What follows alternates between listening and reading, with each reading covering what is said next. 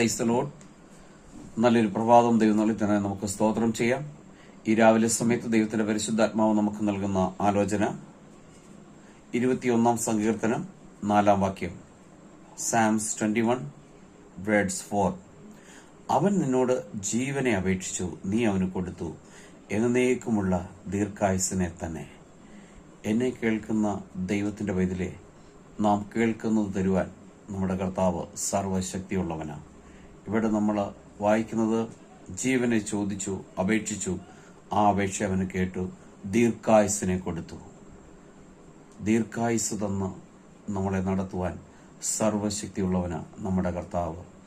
ദീർഘ ആയുസ് തരുവാൻ ശക്തിയുള്ളവനാണ് നമ്മുടെ കർത്താവെങ്കിൽ നമ്മുടെ എല്ലാ ആവശ്യഭാരങ്ങളും സാധിപ്പിച്ചു തരുവാൻ അവൻ സർവശക്തിയുള്ളവനാണ്.